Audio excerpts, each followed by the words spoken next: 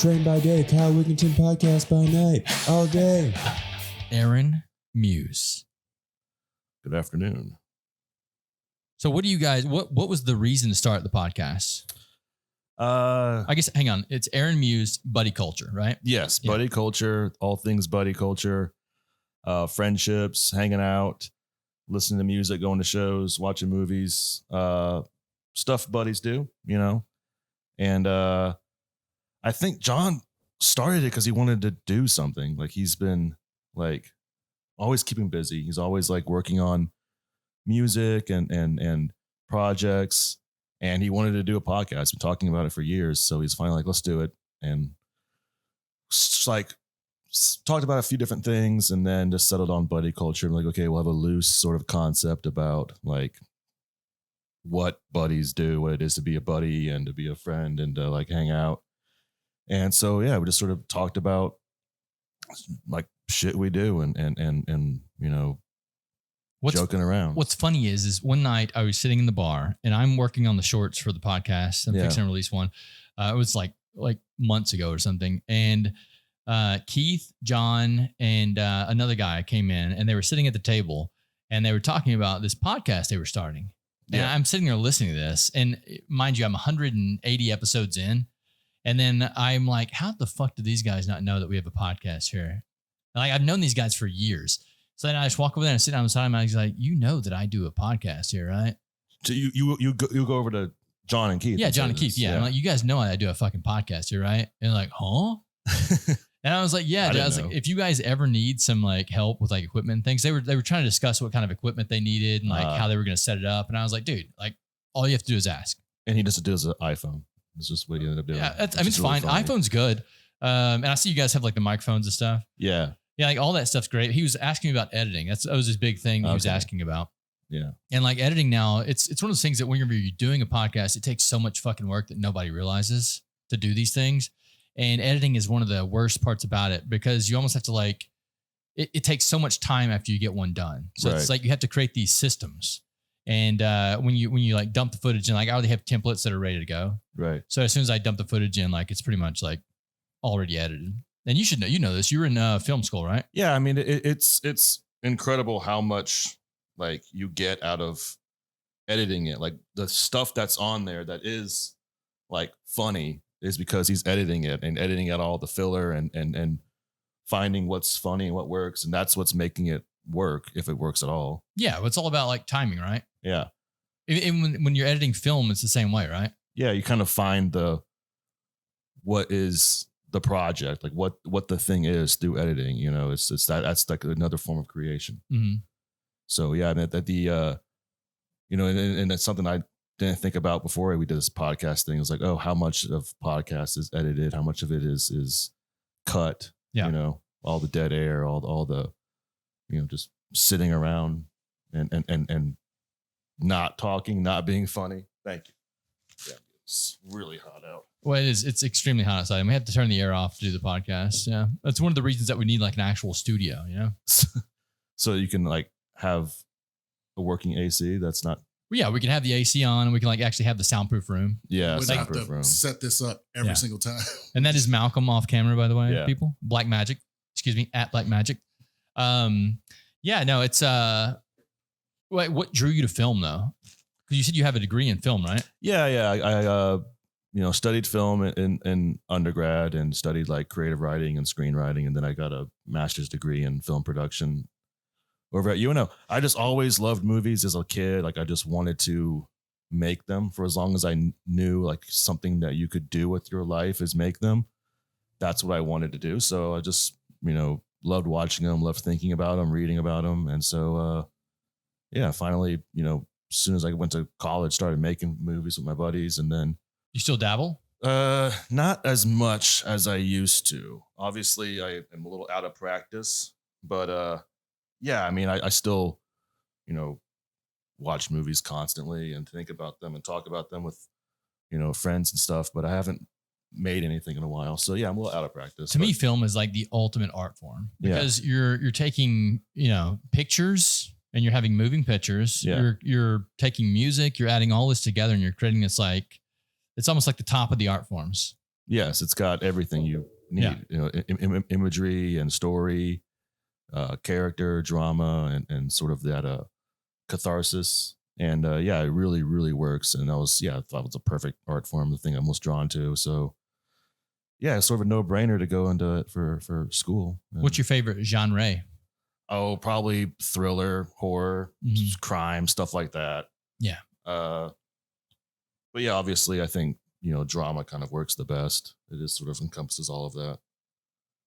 Yeah, I find that whenever I write, it's more of like horror stuff. I love blood for some reason. Do you do screenwriting? Yeah, I do it all. I'm like, what's when you said you had a film degree? I was like, oh fuck, we have this to talk about. Yeah. Did you go to film school? I did not go to film school. I kind of fell into it. Yeah. I was modeling at Dillard's Clothing Company and did that for 3 years. And I was like, I love doing this stuff, but I know that my looks aren't going to maintain forever. Like, what art form could I go into where I'm still in front of the camera, still like playing a character? Right. And then it was acting. So I kind of fell into that. And then from there, I met with a bunch of people at University of Central Arkansas. There's a really big film school there. And started making movies with them. And then I started writing some things. So I was like, this seems pretty cool. And then I realized that all these guys had their own shit they were working on. So I was like, now I need to learn the backside of the film stuff. Right. And then from there, I didn't really understand like the cameras and stuff. Understood composition, but like actually working with the physical camera. So I was like, well, maybe if I make myself useful by learning how to edit like visual effects, VFX, Right. then I can still find people to work with. And that's kind of what I did. And I kind of fell into my groove, which is like the VFX part of it and writing. And then if I ever need someone to film something for me, I'll just call my buddies and be like, yo. Did you write any features? I have a couple of features written. One of our features that is going through distribution right now is Amityvillenado. It's the one that we did 2 years ago now, or fixing to film a sequel. Amityville? Amityvillenado. Yeah, it's in one of the Amityville genres. So it's like a horror movie? It's a horror movie about a tornado that comes to New Orleans and kind of hovers over the city. And then it sucks people's souls out and they shit themselves. Incredible. Yeah. Incredible work. So it's Amityvillenado as in tornado, not Tornado. Amityville North American Trade. No, as in Okay. tornado. Yeah. Not the not trade that organization. NATO. Not that NATO. Okay, good. But no, it's fun because you're basically doing the same thing. You find a group of people that are very talented and you enjoy hanging out with, and you're just making fun stuff. Yeah. That's what got us into the Buddy Culture podcast, was sort of something to do. And I mean, we've had some people from Twitter on there because we all are obsessed with Twitter. Like, I'm on that thing 6 hours a day, and John's on it too. And I've been Keith's trying to on get it. John to invite me on the podcast, but he won't fucking do it. He probably will eventually. I mean, you've had a few guests on by the next show. I'm sure you'll have you on. Because what do you guys do on the mostly Twitter? guests. I don't do much Twitter. I lurk. I just read tweets. I don't tweet. Yeah. I'm famously too scared to tweet. Is what John says. Why anymore? Why are people scared of this? I don't know. I like canceled? reading it. I like lurking. I don't think contributing to it is a priority. It's just a lot of noise, you know. And so I just feel like just sort of take it in and not, I don't even contribute to that, you know, all that bullshit. So well, obviously you like to read it. So you like to talk. Who's your favorite people to read? On Twitter? Yeah. God, probably. I really like the podcast about list guys. What is that? Do you know that one? This is wrong. Caleb and Tom, I think is his name. Just like New York guys have a fucking podcast like every other asshole. So, but yeah, I have this weird habit of not knowing who I'm following. I just kind of follow a lot of people, and when I see it, I just don't know like who anyone's name is or who anyone that's famous anymore. I used to be more like tracking who everybody is, but nowadays I just follow everyone. Anyone that has something funny, I just follow and then kind of forget about it. The timeline just becomes the timeline. It doesn't really matter who anyone is. They're all just faceless, you know, content producers to me. It is just a notion of noise. What if none of those people are even real? Probably not. What I mean, if a lot they're all just of it is bots? AI and bots. I mean, that's what they were talking about the other day on Twitter. It's like Dead internet theory? 75% bots now. Yeah. Yeah. The internet is mostly bots creating content for other bots to sort of sell ad space on. And no one's actually on the internet anymore. There's like maybe 100,000 people who are actually on Twitter.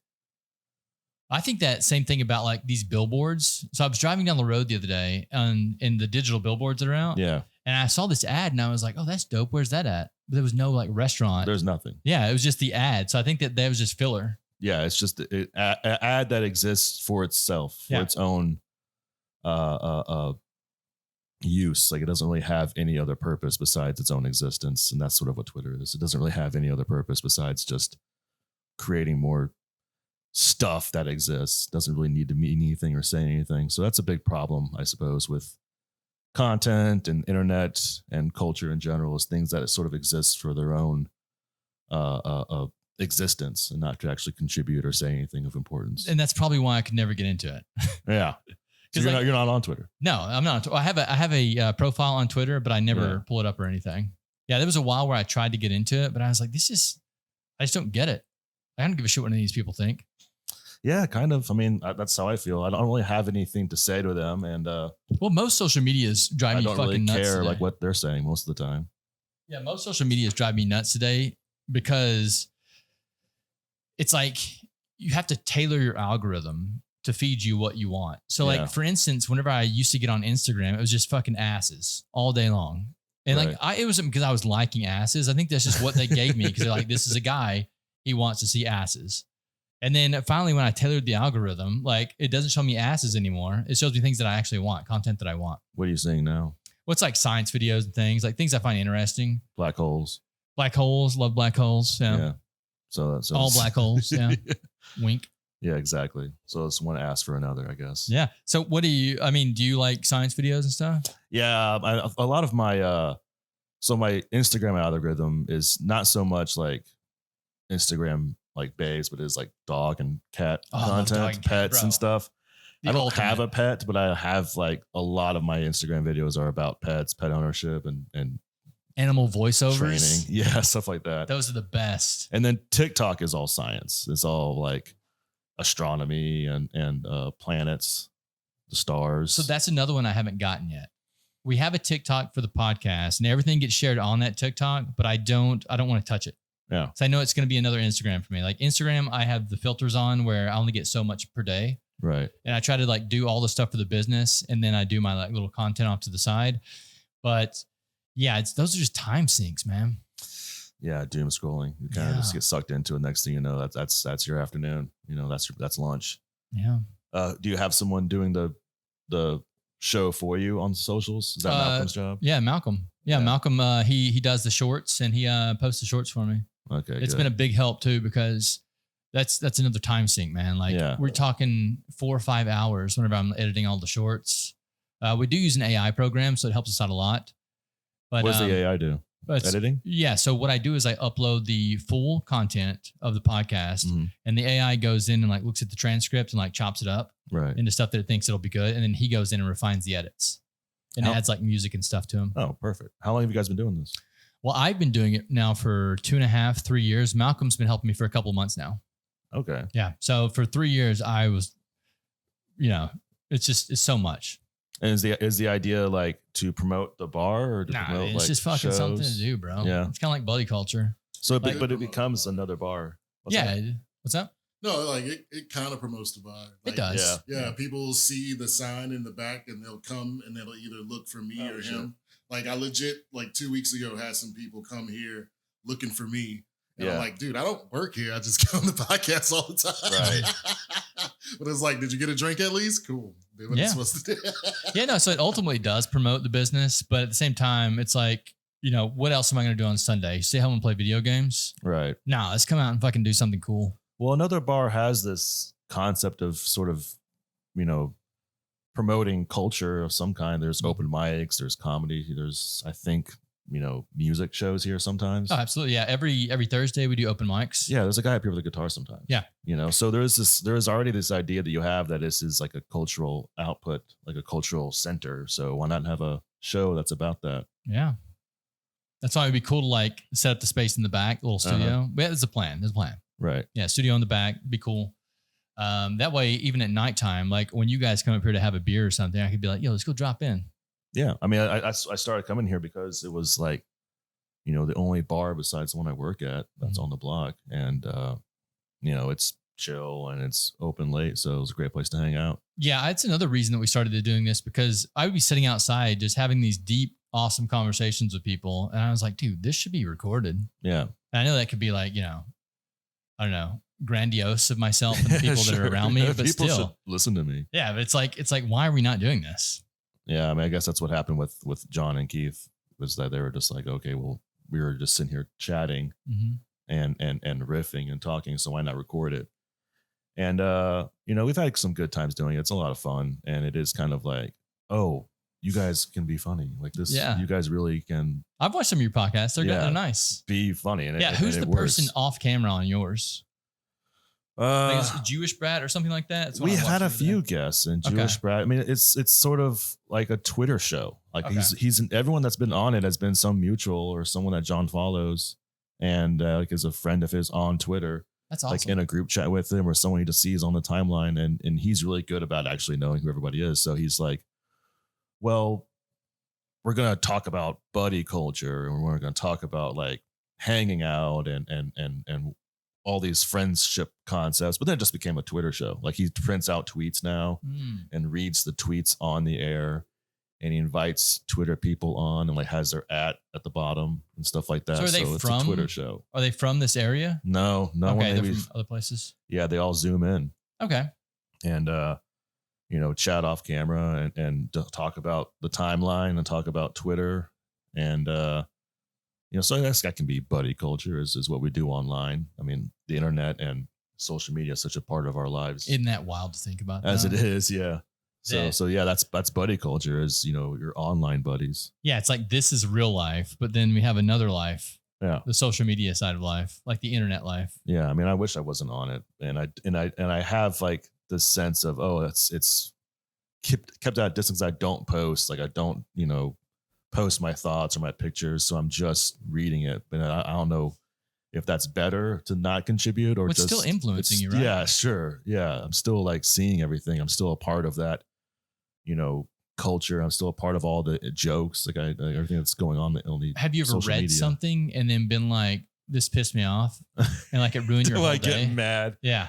That's a very good point, because a lot of people do just sort of get on there and get mad and get themselves worked up. I don't get upset about anything on Twitter. I never really did, but I can see that happening. You can see, people getting like worked up, having their days ruined based on like people trolling them or just getting mad about what Trump is doing. Like I'm going to get on the internet and get all worked up about the president and the damn clowns in Congress. But no, I don't let myself get worked up over it. I kind of just, if I see something that's annoying, I'll just sort of ignore it and move on. I'm pretty good about not letting it get to me and just trying to keep it like, if I'm going to be on Twitter, I'm just going to find things that are funny and maybe laugh, or I'll ignore it and just be neutral about my day.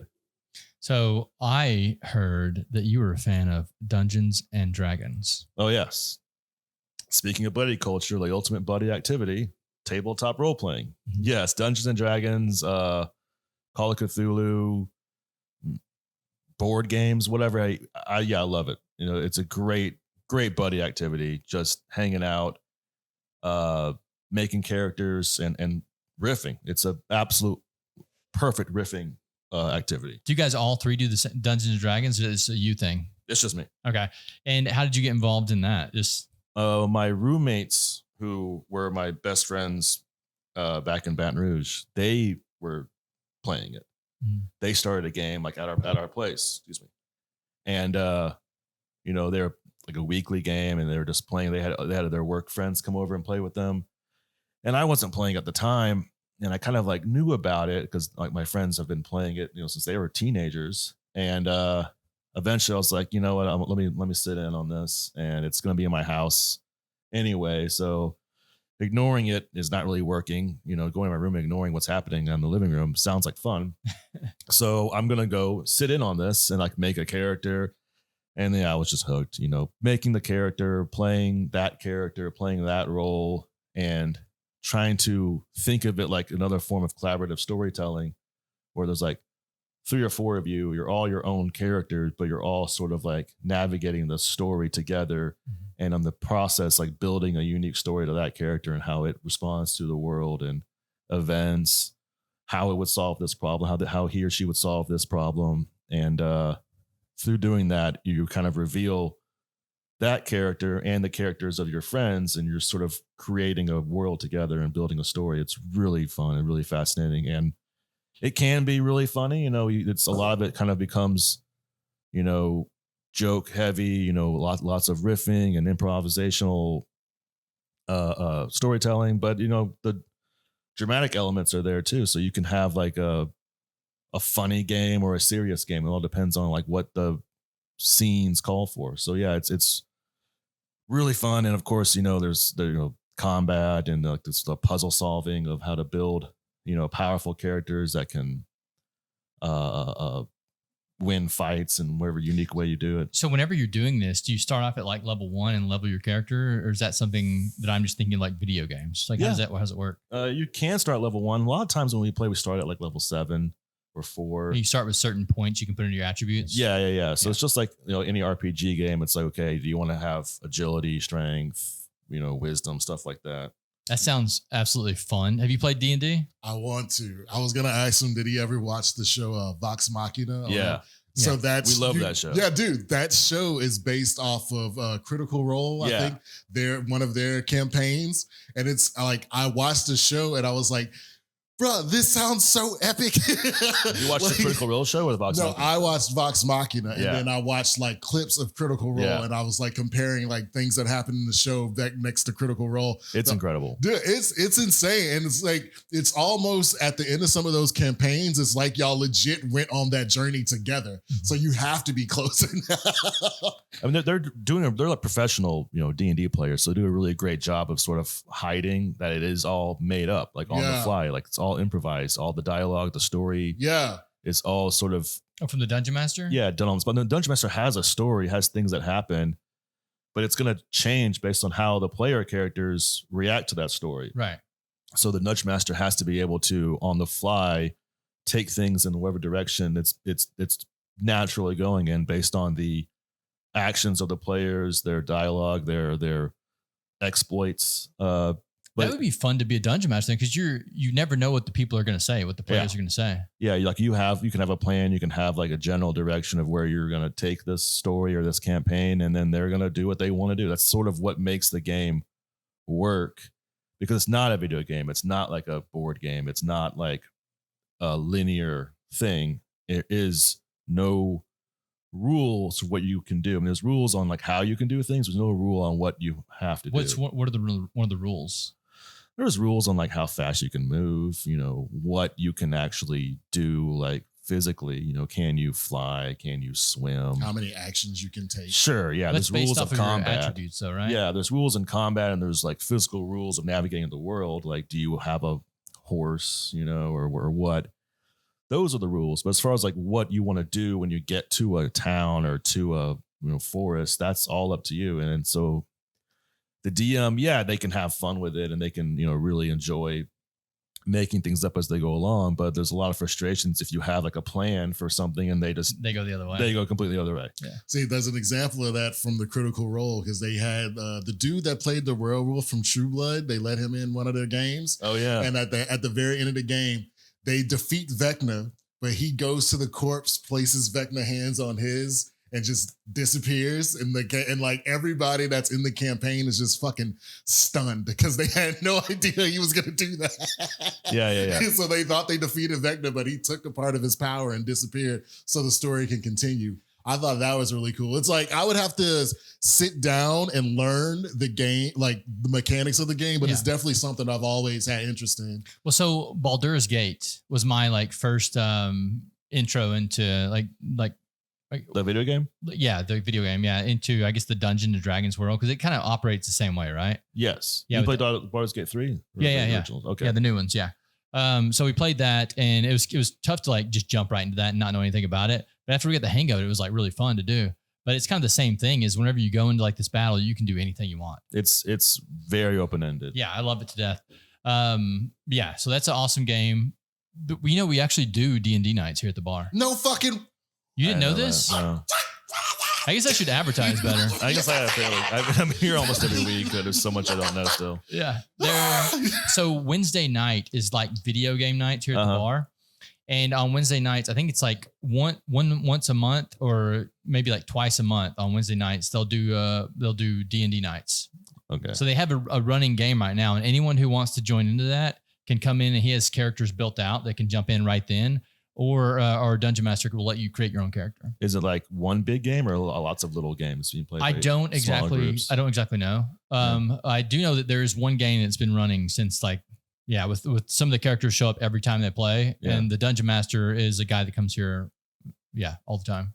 But I think if that's something you're interested in, you should definitely come through sometime. I'll post the next one online whenever they have it. Yes, I think it would be a great idea. Also, if you're doing like multimedia shows, you could record it if they are interested, and if you can see glimpses on how it's played and what's going on in the game. So we've actually talked about that because I did see where there was a YouTube like channel that does that, and they like have this entire room built out, and like the table's like interactive, and like he has music set up where they get into a certain dungeon, the music starts playing. That's perfect. Yeah, that's amazing. And if we could set something like that up, that'd be freaking dope. But right now, it's like a small game, and they're just trying to keep it that way. Yeah. But I think it would be cool if like we actually grew it into something awesome. I mean, people love watching D&D, and they love, I mean, obviously playing it is a lot of fun, but I was surprised because I remember Critical Role, like, there's no one's going to watch this. Who wants to watch people play D&D? Wait, is that the channel I'm thinking of? Critical Role, like, is that a YouTube channel? Yes. Okay. Yeah. And they played D&D professionally, and they got some of their games animated, and they made a very badass show that you would love on Amazon Prime called Vox Machina. I've seen Vox Machina. I didn't realize that was based off of that. It's so fucking good. And like my whole thing with the whole jumping into D&D thing, it's like, okay, so you start off this quest, but like, what if somebody has to work and they can't join your game? Can you just continue the game without them, or do you have to wait till they're available? I would wait. You know, it's so much better when everyone's there. Yeah. Well, so that is the issue with their game here is that sometimes there are people that can't come on that Wednesday, but they still keep the game running. I suppose if it depends on the game, but I've always just let's just take the week. You know, that's my feeling is it's better just to wait a week until because if your healer can't be there for the week, then you're fucked. And then like they're gonna miss the story. They're gonna come back later and not have any idea what's going on, and it's just creates some more problems than it's worth. I mean, if someone misses a game, what we would do is we'd have like one-offs, like okay, we can't all be here this day. I'm going to be, working or whatever. And so they're like, okay, well, let's just do a small adventure. Yeah. Like a oneer. And it'll be like just an afternoon's worth of game. Like a really short game. I'll just do one dungeon, one little game. It's like a side quest. Like, we found a key. Where does this key go to? Yeah. Let's go into this dungeon. And then that way it's like, okay, no one actually misses anything. It's nothing that's like worth in the story is going to like come out later. Yeah. It's just a one-off. Because someone's absent, but it's way better to do that than to keep a game going without someone there. I'm spoiled because of Stranger Things. So if we have a core group of people, we all go there to all of us die or win. So they did it. So they did a Stranger Things on. Stranger Things is based off of D&D. No, I'm saying like the core or whatever the core role or whatever it was called. What's it called? Critical Role. Like they did a Stranger Things episode because you're mentioning. No. So like I like the Stranger Things aspect of it was a excuse for 5 friends to all come together on the weekend to complete this story that they handcrafted themselves. Gotcha. So for me, I would not be satisfied doing a little side mission like you tell him to get his ass here now. It's really incredible. Like one of the things I realized like after it was over, I don't really play anymore with this group. We kind of dissipate and do our own thing, but until that happened, we played together every Monday for 6 years. Wow. That is so rare. Yeah, I didn't really appreciate how rare that is for other people. I talk to people play D&D. It's like, oh, that's impossible. Yeah. Yeah. we would like maybe miss like 10 a year, on average. We played every Monday for incredible. Like 5 or 6 hours. I can commit to a month, 4 guys. But like that long. So we would have years long campaigns. Like in that 6 years, we maybe played 4 games. Yeah, it was a hell of a time. But it's a. Did you guys ever switch up Dungeon Masters? Yeah, it was. They traded off between the 3 of them. Okay, and I was just there as a player. You ever Dungeon Mastered? I did a one-off. Yeah. How was that? Was it good? It is. Would you rather be a player? I'd rather be a player. Okay. It's a lot of work to DM. It's you have to prepare so much, get the details down just right. And then they're gonna fuck it up by doing whatever the hell they want. Yeah, And don't some people like create like custom boards? And they stuff? do like custom maps. They do Crazy. custom puzzles. Crazy. People create custom worlds. Yeah. Called homebrews, where you just make up a world, make up a universe, and make up lore. Or people get really into that. And then there's also like pre-made worlds and pre-made campaigns that you can go off of. Hear me out. An AI dungeon master. That exists. It exists. That's the future. Yeah, That's a thing. That's definitely absolutely. I mean, that's sort of what you would. That's like the ultimate goal of AI. I think is to create, a dungeon master that you can, throw a wrench into their plan and have them improvise a solution on the fly. I mean, that's sort of what dungeon master is creating, is having an intelligence that can react to whatever input you have. So it was different from a video game where you can only do certain things. You can only jump this high or do this. With tabletop games, you can do anything you want. So you need someone with some intelligence behind the scenes who can react to what you're doing and create consequences based on whatever that choice is that you made. So an AI, if it's sophisticated enough, could potentially do that very well. I mean, we'll see. That seems to be the direction it's going in because I think it's probably already one. Everyone wants to play. No one wants to DM. It's really hard to find DM. People pay to DM. People get paid to DM. Yeah, people will pay like strangers online to run games. Dude, our guy loves it. Yeah, like good. Yeah, he gets. He'll use AI to like help him like write his stories. Yeah, but he'll kind of tell him like where to go, and then he'll make maps with like some map builder that he found. Absolutely loves it. I'm going to have to go home and fire up Baldur's Gate today, man. It's a great game. Just get me pumped. It's the greatest RPG I think that's come out. It's the only one years. I've played several tabletop games. That's the only one I've like peeked in on it, but I've never fully played it myself. And it's funny that we're having this conversation because a week ago I found somebody's like dice pouch scattered all over the road. Oh, what like, tragedy! Yeah, dude, it sucked. They're like I found a whole pouch with like different sided die and everything scattered all over the road. So I just like picked them up. And that's how you got into D&D? No, I've never played D&D. I was into like Pokemon, Yu-Gi-Oh, Magic the Gathering. Then you found Settlers of Catan, like stuff like that. I like board games personally in general. And the more people I have them to play, you don't want to play me in Monopoly. I'm a fiend. Yeah.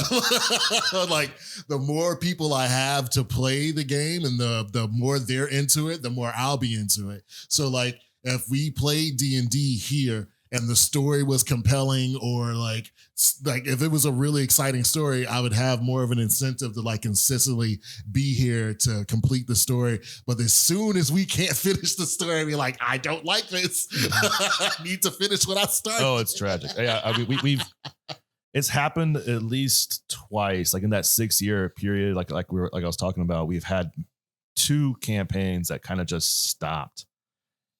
Unfinished, left unfinished. Yeah, it's completely heartbroken. What happened there? What was the reason that it stopped? People get jobs. People kind of, I think like one of my buddies just got sick of it. Kind of just like, all right, I'm done with this. I can't really do this anymore. And so we all just sort of stopped. But it was in the middle of a campaign, like about halfway toward the end. And so it was like, all right, well, I guess that's that. So that's left unfinished. And we would trade off. Like the other guy has like one DM has his campaign, and the other DM has his. So they both stopped like right before the end. It seems like it would be tough to go back and forth between stories too. Yeah. Yeah. Like we would have like one guy would DM like a really epic quest. Like, okay, well, this is like the midpoint. I'm going to take a break. And the other guy would come in and say, well, I got this game. And so he'd play his game. Then he would take a break and we'd like pick up where he left off. And it would be like a year between games. Yeah. Is there a minimum for how long the campaigns have to be? I mean, no, we can do. Yeah, because like if we could anything. do like a short like 5-hour campaign where we just over there with locals around the bar to where like we can get them into it, but actually have a complete story, that would be cool. But I understand the more longer epic stories are what really drives people to like show up to be able to continue it and everything like that. But maybe if you just continue your character through the journey, but you keep the same character, yeah. but just like a different campaign, a different story. I don't know. I'll pitch it to the guy the next time he's in here. He's in here like every day. Like they come in here and hang out. That's what I love about this place. It's like you see the same characters all the time. It's kind of like I'm the DM of this place. That's right. Yeah. So, I mean, I'll pitch it to him next time and see what he does. But I mean, they do it like a couple of Wednesdays every month. I'll start advertising it. I work every Wednesday. do Wednesday's you? sort of my day. Yeah. I have, I work down the street, right? No, I didn't know you worked down the street. I had no clue. Yeah. And I work over at Cure. Okay, cool. And so What? I've been there like 10 years. Dope, dude. And I've been working every Wednesday for 10 years. Yeah. It's sort of my day that I work. And every other day I get off at 8, but Wednesday is my only. Yeah, for those who don't know, Closing day. Cure is the fancy bar on the street. Yes. We are Fred's the Fancy dive bar. Yeah. Yeah. You have to have both, right? Yeah, you got to have one of each, man. That's a good balance, you know? That's what I liked about another bar. It's like, okay, I have the fancy drinks over Mm-hmm. here, and then I'm done with that. Coming here after the fancy drinks and get beers. Get you a PBR. Yeah, Yeah. it's perfect. There's so many people that do that too. It's incredible. Like if you're in here late at night, a lot of the people that your business crowd or whatever, they'll go early in the afternoon to Cure, and then they'll come in here late at night, still wearing their their button ups and stuff, and they come in here and have their PBRs and stuff after they get their $20 cocktails. Yeah, I love coming over here after a shift and seeing like all the same people I just saw. Yeah. Like, oh, I just gave you deviled eggs 3 hours ago. And here we are together at another bar. Mm-hmm. I keep forgetting Cure has food. It's been a minute since I went in there. Yeah. Yeah, so, that's my job. Gotcha. Yeah. I see like I haven't been in there in about 5 years because like it is fancy schmancy. But like whenever I went, I just got a drink and I peaced out. I rarely ever see people outside in that drinking area. The courtyard. Yeah, it's granted it has been super Yeah. freaking hot, but It's too hot to be out there. yeah, if we could bring the games to Cure play out if in the we ever courtyard? needed to. Take D&D to Cure. Hey, they have food. Yeah, you get deviled eggs. So look at all this food around you. Okay. Touche. Yeah. Touche. There's a lot to eat around here. They're very valid. But yeah, I've been running the kitchen there for several years now. Okay, cool. Yeah, it started as like a side job when I was in film school, and then I graduated film school. Didn't really get any film jobs, so sort You of gotta stayed make there. the film job. That's the thing Yeah. that's the thing I'm starting to notice about certain creative industries like that. You have to be the pioneer, and it's not gonna land in your lap. You gotta write something, create something, and then pitch it to as many people as possible until it finally catches on, or show it at these film festivals till you get that buzz. Like with a lot of stuff, like I just left being a sushi chef, and like I want to get into another sushi kitchen, but at the same time, it might be a little bit easier for me to just start my own thing and then take it from there. But yeah, Like a sushi pop up. yeah, I was discussing that with him. It's in the works, but Yeah, nothing solid yet. Yeah, I think a lot of these things, even especially in the creative industry, like it takes a leap of faith. Yeah. Like especially in order to make a feature film, like there's so much work that goes in making a feature film that it's a commitment. Like even with Amityvillenado, like that was a commitment from a lot of people, and we got one done, and we're like, okay, we can do this. I read somewhere that speaking of Amityville, like there's this sort of cottage industry of Amityville movies. Yeah. Like you can basically like just guarantee a minimum sort of audience if you just put Amityville. That's why it's and kind of whatever horror script you have, it can be about anything. And Yeah, but you're I mean, allowed to that's- just put Amityville. Like it's just the name of town. It's But no that's copyrighted. that's a very safe way to go about making your first one. So like Yeah. all these things are like, we made these choices after we thought about them. And it's like, what is a pretty much guaranteed sell? An Amityville. Amityville movie. Yes. Yes. So you had a NATO movie. Yeah. It's like the spin on an Amityville movie. Okay. So if you're watching it, you're gonna know like, oh, this is always gonna be Amityville related. Well, you'll get it. Okay. Yeah. You'll grasp it when you're watching the movie, but yes. And where is it gonna be shown? So it's shown several times at the Broad Theater. Okay. And now we're just trying to get distribution. So we'll put it on a distribution platform and let it run. Amazon. We don't know yet. Okay. Like there are several that we're talking to right now, and they're all trying to fuck us over, which is what they do. Yeah, that's their But jobs. luckily we have AI, and we take the contracts that they send us and we put it into AI and say, how bad are we getting fucked over here? Right. And You use AI that as comes- like your lawyer. Yeah. contract And it comes lawyer. back and it's like, you should do this, this, and this, and send it back to them. And they're like, okay, Yeah. like we'll review it. Right. Yeah. So I mean, it's one of the cool things about AI is it's taking away the ability for large corporations to fuck over artists if you're using it correctly. If you're using it to run over the contracts and look it over, like if you can't afford a lawyer or someone that Yeah. can do that for you, you have the Yeah, but like GPT do it. Yeah, the crazy thing is, why even like pay these fucking lawyers money too? Now we have GPT. Yeah. Like you're saving more money. You're putting it in your pocket. Well, how do you know that the GPT is doing it the right way? Well, I mean, we don't, but we're also intelligent enough to be able to read and see kind of what the guy's. Like, like this is probably. Yeah, if it's like highlighting this line right here and says this line's going to fuck you over, let's take it out. And we're like, okay, you can even ask it like, why is this line going to fuck us over? So it's kind of teaching you the process of it rather than just going to a lawyer and trying to trusting them to do it. And do you have the app on your phone? I do have it on my phone. Yeah. Okay. I want to set up a podcast one day where because it talks. Yeah. I want to set up a podcast one day that I'm doing it with it. Can you make it be funny? I guess you could. Yeah, you can pretty much request anything. Facebook has these chat bots that believe that they're celebrities. Okay. And they're pretty fucking good. It's like a robot Donald Trump. So like there's like a robot George Carlin, and he'll tell a joke the same way George Carlin will tell it. Because it's based on his jokes. And so it's like using that format to make new George Carlin jokes. Yeah. Like there's one that believes it's Elvis Presley. You can ask it all types of crazy stuff. So it's like based on Elvis Presley's like interviews and personality. Like interviews, recordings of him, things Elvis like movie. that. Yeah. Like they just started rolling it out. Like you can. I gets a little squirrely when they ask for like the AI girlfriend type of thing, but they can legit do somebody like a dead actor's consciousness and just upload it, and it pretty much acts verbatim like them. And you can date them as well. You could. Like, I wouldn't recommend it. Yeah, I wouldn't recommend it. Were you using the AI Tom Cruise for, Hey, there's probably somebody right now doing that as we speak. I'm married to the robot Brad Pitt. So there was a program that came out a little while ago, and what they were doing is they would scan your social media accounts, and then they would create a version of you based on that. And what the whole goal of it behind it was to, when someone dies, we can create a digital version of them, and then your loved one can still kind of live on. A digital version of how you posted, though. Right. It would be very different than, or I guess it would be different. Like, I guess. Yeah. I don't know what I was around when Facebook first started. Yeah. So it's kind of like my stream of consciousness whenever that was. I don't post on any of that shit anymore. But that's why I don't post. And they can never rebuild you. I can't be rebuilt because I don't post. Says the guy who's on podcasts. Yeah. I guess they could rebuild me. They got you on Twitter, podcasts. buddy. They got you.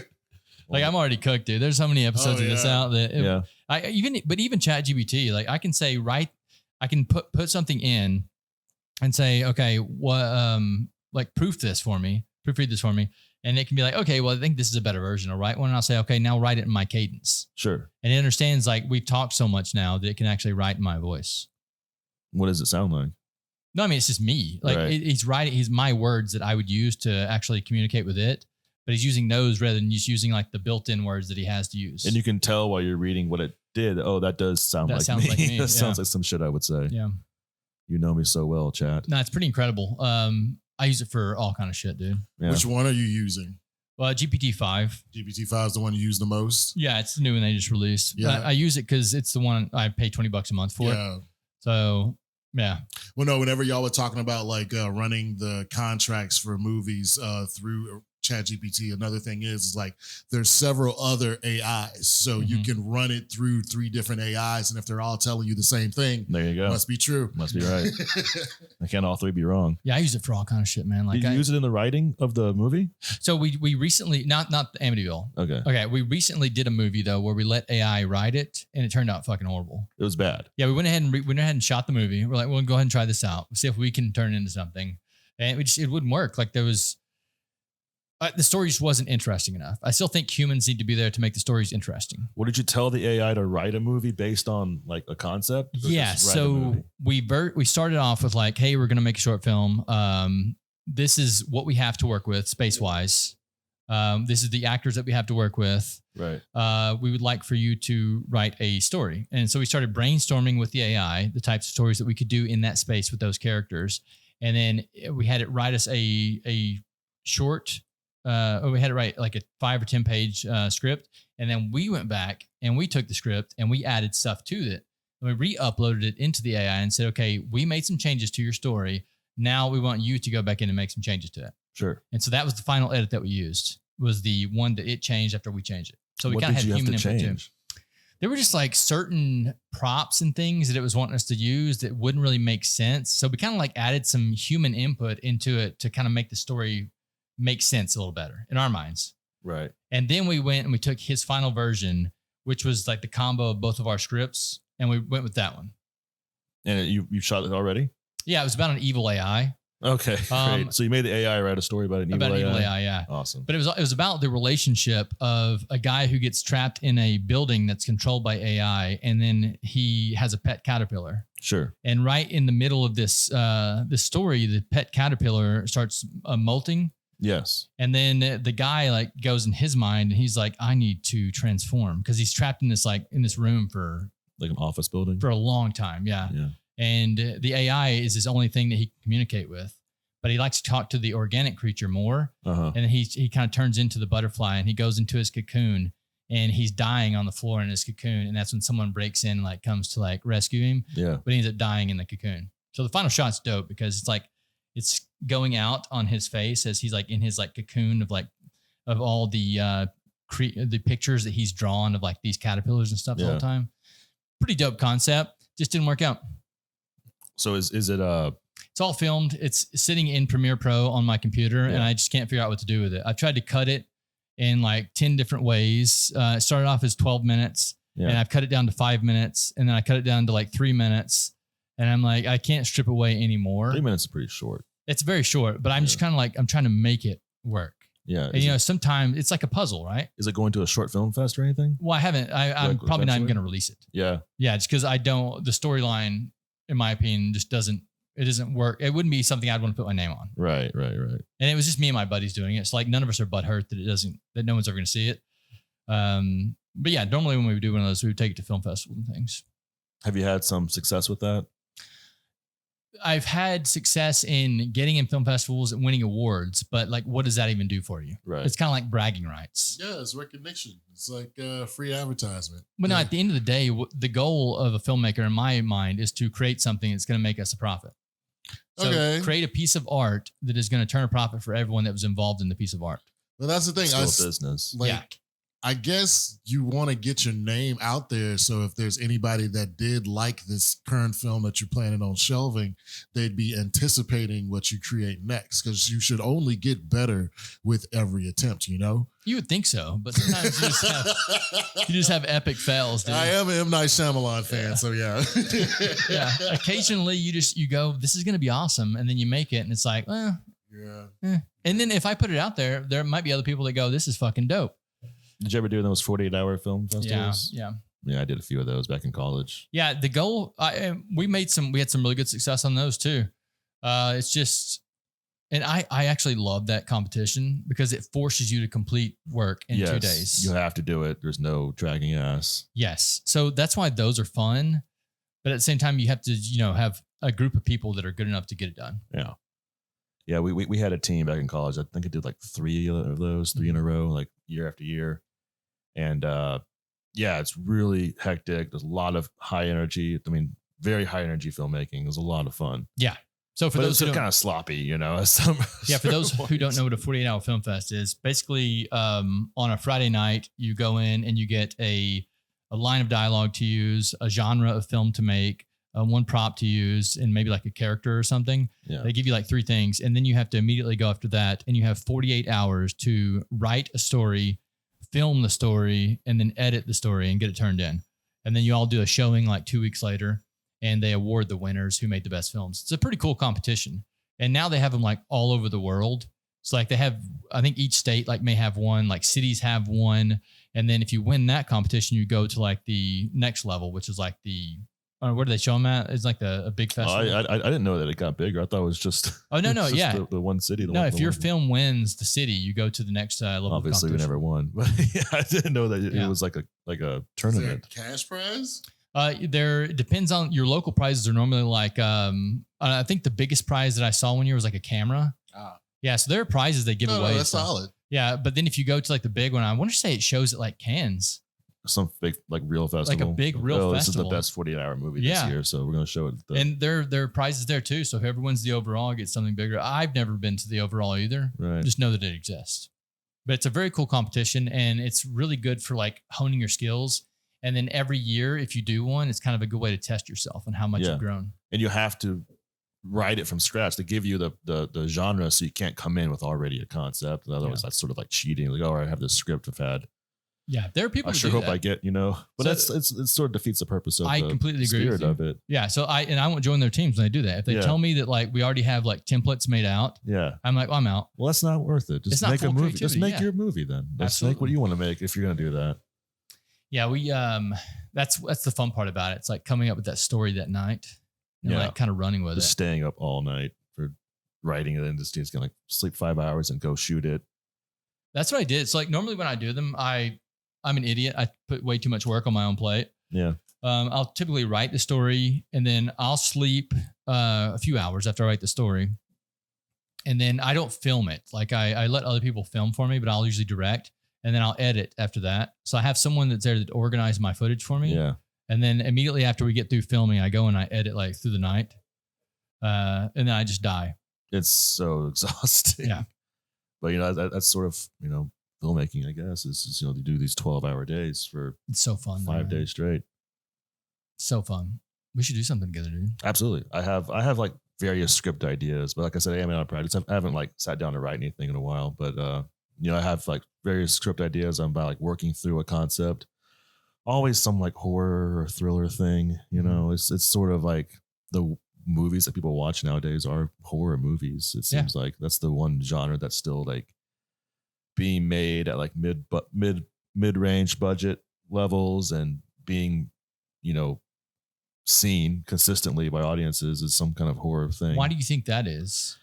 You think something shifted in society? That's a good question. It's undeniably having some kind of moment right now. And I've kind of like always like loved horror. I've sort of been drawn to horror and horrific concepts. But I think there is something about this moment that horror is what people are watching now. I think it's sort of, which came first, right? Like people are watching it because it's being made, or it's being made because people are watching it. It's kind of hard to say, but it is the genre that's like consistently making money.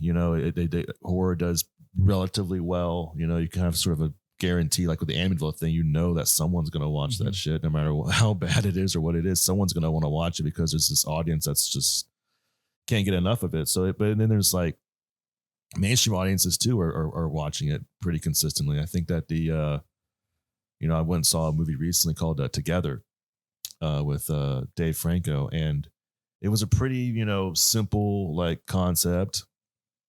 And the theater was like medium full for this like pretty like weird horror movie. It's just, I think people like watching it, and you can kind of like get your movie made if it is like a horror movie. I think, it's because it's like small dramas don't really get made anymore. Like real adult movies don't really get made anymore, but horror does. And obviously comic book movies do, but that's the beautiful thing about film today and the way technology is that if you want to do it, like everything's pretty much at your fingertips, right? Oh yeah.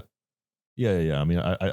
We were, like I said, in college, we were just making movies ourselves, just like the 4 or 5 of us, and editing and shooting and everything. Like even this little camera right here, dude. Little cameras. Like on a gimbal like that. Yeah. Like you could do so much with that camera. And it shoots 4K.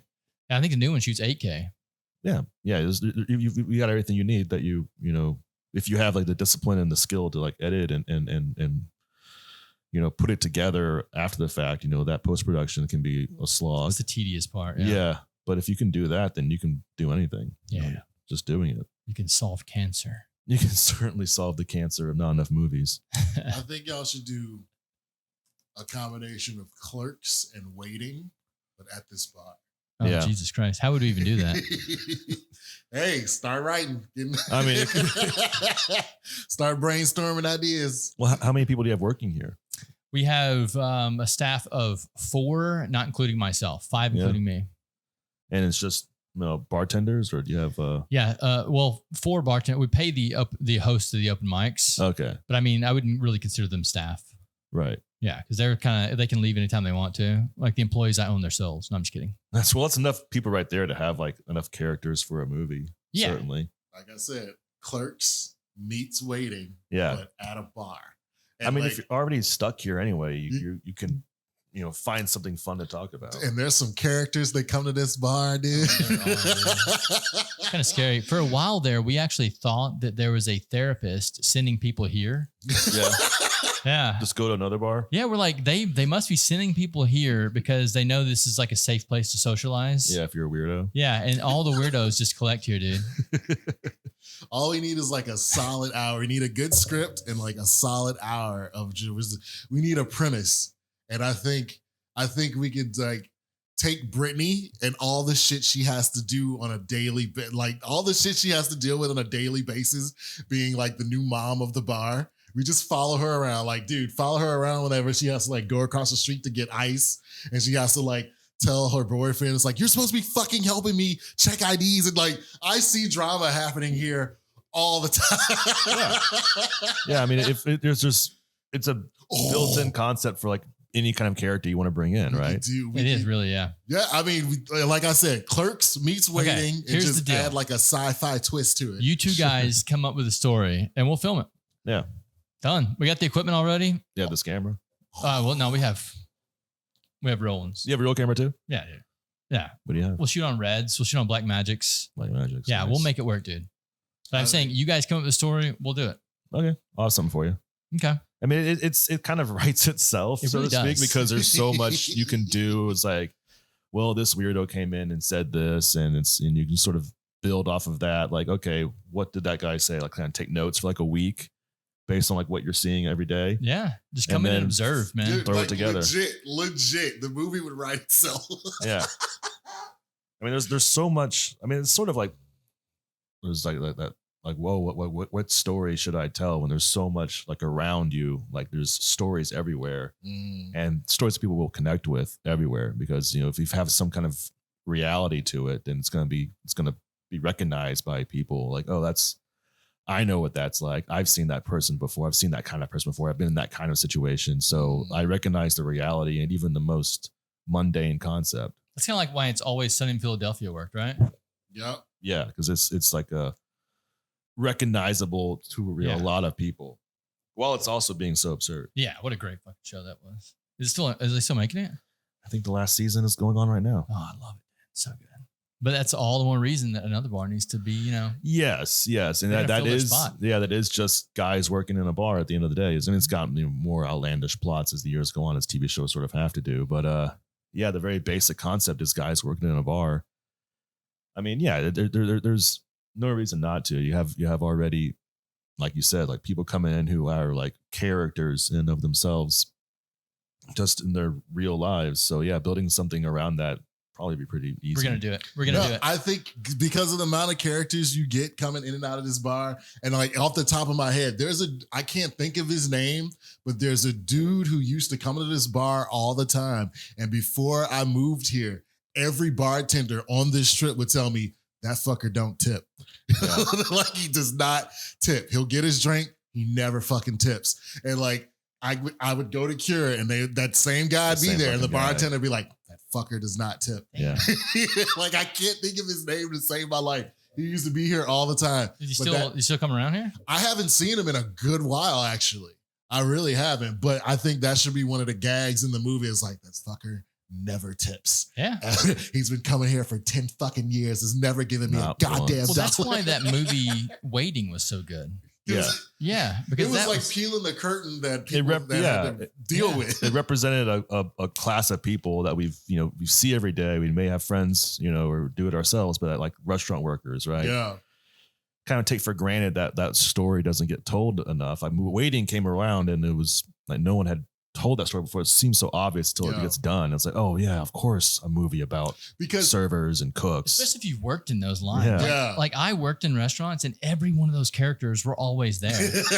Yeah. And those are real characters. Yeah. I didn't understand how it happened too. Every single restaurant that I went to, I was like, well, there's the bitchy girl. There's the hot hostess. Right. Like there's the good looking guy that like runs everything. It's like, what is going on here? Well, it's captivated audience for like 20 years. It's not like it's a great movie, but it represents something that was so rarely seen before. Same thing with Clerks, like no one really thought about, oh, let's write a movie about, the mundane jobs that we have in our lives, like being a clerk or being a server or whatnot. And so it comes around. It's like, oh, that's so entertaining. That's so funny. Mm-hmm. And it's represents some kind of truth. Like I recognize myself in this character. I recognize my friends in this, story. And that's what audiences really been thrilled by for decades, that those simple movies that represent something so mundane, but truthful about reality. Yeah. Also, like a lot of people who dive into pop culture, I've observed they're the people that work those type of service industry jobs. So it's cool to like see something portrayed on screen that happens to you every single day. Yeah. Because I remember watching The Bear for the first time, and as soon as he picked up a quart container to drink out of, I was like, people love that. Yeah. The little details like that, And it's not like The Bear is this great show, but it's sweeping audiences because it captures something real.